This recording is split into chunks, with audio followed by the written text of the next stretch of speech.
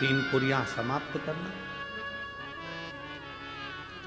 कैसे समाप्त हो?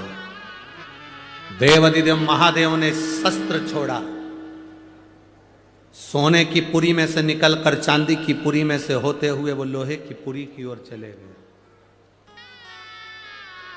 आप लोगों ने कभी सुना होगा, आप लोगों में से कितने लोगों ने सुना वो हमको नहीं मालूम, पर शिव महापुराण की कथा एक बड़ी सुंदर बात कहती है कि सोने का जो डब्बा होता है, थोड़ा ध्यान देंगे आप लोग तो आपके स्मरण में आ जाएगा।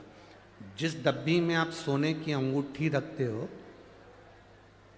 जिस डब्बी में आप सोने की लौंग रखते हो, जिस डब्बी में सोने का कोई सामान रखते हो, उसमें चांदी नहीं रखी जाती। किस किस ने सुन रखा है? कभी सुना होगा, आप लोगों के स्मरण में होगा कि सोने की जो डब्बी होती है उसमें चांदी नहीं रखते, मतलब चांदी के साथ सोना नहीं रखा जाता। सोने के साथ चांदी नहीं रखी जाती, चांदी के साथ सोना नहीं रखा जाता। अगर किसी ने सुना होगा, आप लोगों में से कितने लोगों ने सुना, जरा हाथ उठाओ, जरा सुना है ना सबने? अब वो प्रसंग जो हमारी आप लोगों की दादी सास कहती थी, सास कहती थी, आपके बुजुर्ग कहते थे कि सोने के साथ चांदी मत रखो, चांदी के साथ सोना मत रखो, कभी उसका प्रसंग अपने दिमाग में लिया कि ये प्रसंग कहां से आया? तो ये प्रसंग अगर कोई तुमसे पूछे तो आप उत्तर दे सकते हो।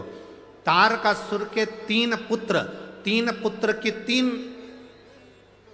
पुरियां सोना, चांदी और लोहे की थी। इन तीन पुरियों को भगवान शंकर ने भस्म किया, अर्थात जिस डब्बी में सोना रखाता है और जिस डब्बी में उसी में चांदी रख दी जाती है, और स्त्री या पुरुष उस सोने को अपने शरीर पर धारण करता है या उस चांदी को अपने शरीर पर धारण करता है, उसकी आयु छिन्न होती चली जाती है। कई लोग कहते हैं इनकी तो उम्र अच्छी थी, फिर ये ऐसा क्यों हुआ? जरूर सोने की डब्बी में चांदी अगर रखी गई है तो उसमें उस चांदी की चीज को महिला ने अपने पैर में पहन लिया, बिछुड़ी पहन ली, अंगूठी चांदी की पहन ली, उसमें सोना भी था, वो सोना पति ने पहन लिया, तो उसमें आयु की क्षीणता हो। डब्बी खाली है, उसमें सोना रखा है, मना नहीं। डब्बी खाली है, उसमें चांदी रखी है, मना नहीं। पर दोनों चीज एक साथ अगर रखी है तो हमारे शास्त्र वर्णन नहीं करता उसका। पांव की बिच्छूड़ी है, सोने की अंगूठी के साथ रख दी, ये हमारे यहां शास्त्र वर्णन नहीं करता, उसका अलग कर दिया। आयु की क्षणता। अब कहा,